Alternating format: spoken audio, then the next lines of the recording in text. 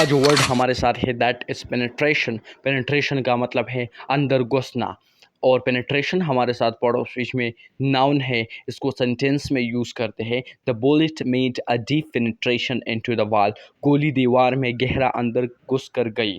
Penetration का मतलब अंदर घुसना है, और पेनिट्रेशन पार्ट ऑफ स्पीच में नाउन है और सेंटेंस में यूज़ करते हैं। The bullet made a deep penetration into the wall. गोली दीवार में गहरा अंदर घुस कर गई। बुलेट का मतलब है गोली, और पेनिट्रेशन का मतलब है अंदर घुसना। Next word we have that is custody, और कस्टडी का मतलब है हिरासत या निगरानी। हिरासत या निगरानी, और ये पार्ट ऑफ स्पीच में हमारे साथ जो है ये नाउन है। इसको सेंटेंस में कुछ इस तरह यूज़ कर सकते हैं। He was taken into custody by the police. उसे पुलिस ने हिरासत में ले लिया। उसे पुलिस ने हिरासत में ले लिया। इसकी अंग्रेजी हमारे साथ है he was taken into custody by the police. He was taken into custody by the police. उसे पुलिस ने हिरासत में ले लिया। अगला जो वर्ड हमारे साथ है दैट इज इमर्स, और इमर्स का मतलब है गर्क करना या डूबना। इमर्स का मतलब गर्क करना या डूबना।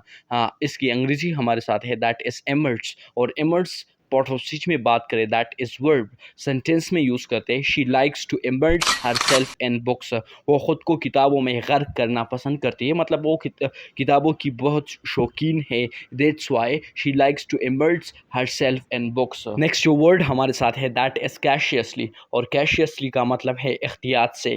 कैशियसली का मतलब एहतियात से, और कैशियसली हमारे साथ पार्ट ऑफ स्पीच में एडवर्ब है। इसको सेंटेंस में कुछ इस तरह यूज़ कर सकते हैं। He walked cautiously in the dark alley. वो अंधेरी गली में एहतियात से चला। He walked cautiously in the dark alley. Dark alley का मतलब है अंधेरी गली, और cautiously का मतलब है एहतियात से। Cautiously हमारे साथ पार्ट ऑफ स्पीच में एडवर्ब है। He walked cautiously in the dark alley. वो अंधेरी गली में एहतियात से चला। Next very important word we have that is vigorous. Vigorous का मतलब है ताकतवर या पुरजोश। Vigorous का मतलब है ताकतवर या पुरजोश, पावरफुल और एक्साइटेड।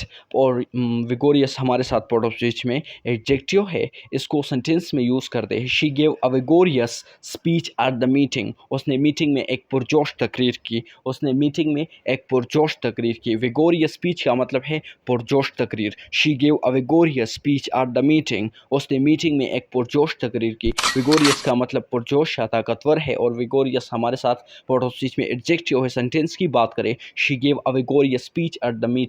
उसने मीटिंग में एक पुरजोश तकरीर की। Next word we have that is victimize. Victimize का मतलब है जुल्म का निशाना बनाना। विक्टिमाइज का मतलब जुल्म का निशाना बनाना, और विक्टिमाइज हमारे साथ पार्ट ऑफ स्पीच में वर्ब है। पार्ट ऑफ स्पीच में वर्ब है, फेल है, एक काम है। जुल्म का निशाना बनाना, ये इसकी अंग्रेजी हमारे साथ है विक्टिमाइज। विक्टिमाइज, और विक्टिमाइज को सेंटेंस में यूज़ करते हैं that is he was victimized for speaking the truth. सच बोलने पर उसे जुल्म का निशाना बनाया गया। He was victimized for speaking the truth. सच बोलने पर उसे जुल्म का निशाना बनाया गया। विक्टिमाइज का मतलब जुल्म का निशाना बनाना पार्ट ऑफ स्पीच में हमारे साथ वर्ब है। सेंटेंस में हमने यूज़ किया ही was victimized for speaking the truth. उसे सच बोलने पर उसे जुल्म का निशाना बनाया गया। Next word we have that is rectify, और रेस्टिफाई का मतलब है दुरुस्त करना या सुधारना। रेस्टिफाई पार्ट ऑफ स्पीच में हमारे साथ वर्ब है। इसको सेंटेंस में यूज़ करते हैं। Please rectify the error in your report. बराए करम अपनी रिपोर्ट में गलती को दुरुस्त करें। बराए करम अपनी रिपोर्ट में गलती को दुरुस्त करें। Please rectify the error in your report. Error का मतलब गलती, रेस्टिफाई का मतलब दुरुस्त करना या सुधारना, या दोबारा किसी चीज़ को ठीक करना भी that you call rectify in English. दुरुस्त करना या सुधार देना। प्रोसीज में हमारे साथ वर्ब है। सेंटेंस में यूज़ करते हैं please rectify the error in your report. बराए करम अपनी रिपोर्ट में गलती को दुरुस्त करें। Next word we have that is tenable, और टीनेबल का मतलब है काबिल दिफा या बरकरार रखने के काबिल, हिफाजत करने के काबिल या बरकरार रखने के काबिल, काबिल दिफा, इस तरह भी आप बोल सकते हो। और पार्ट ऑफ स्पीच में हमारे साथ एडजेक्टिव है, इसमें सिफत है। इसको सेंटेंस में यूज़ करते हैं। His argument was strong and tenable. उसका मौक़िफ़ मजबूत और काबिल दिफा था। इंट का मतलब है मौक़िफ़। His argument was strong and tenable, उसका मौक़िफ़ मजबूत और काबिल दिफा था। टेनेबल का मतलब काबिल दिफा या बरकरार रखने के काबिल।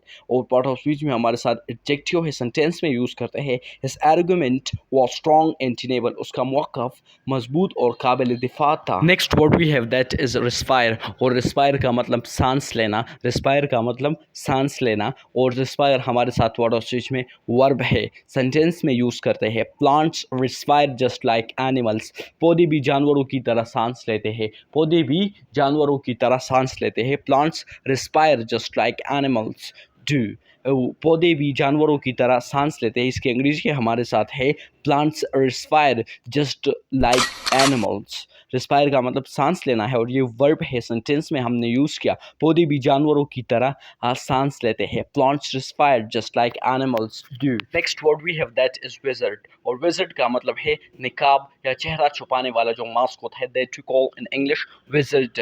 विजर्ड हमारे साथ वर्ड ऑफ स्पीच में एडजेक्टिव है, इसको सेंटेंस में यूज़ करते हैं। The thief wore a vizard to hide his face, चोर ने अपना चेहरा छुपाने के लिए निकाब पहना। The thief wore a vizard to hide his face, चोर ने अपना चेहरा छुपाने के लिए निकाब पहना। इसकी अंग्रेजी हमारे साथ है the thief wore a vizard to hide his face. Vizard का मतलब है निकाब या चेहरा छुपाने वाला जो मास्क होता है, दैट वी कॉल विजर्ड। और ये विजर्ड जो है ये पार्ट ऑफ स्पीच में हमारे साथ एडजेक्टिव है, सेंटेंस में यूज़ करते हैं। That is the thief wore a vizard to hide his face, चोर ने अपना चेहरा छुपाने के लिए निकाब पहना।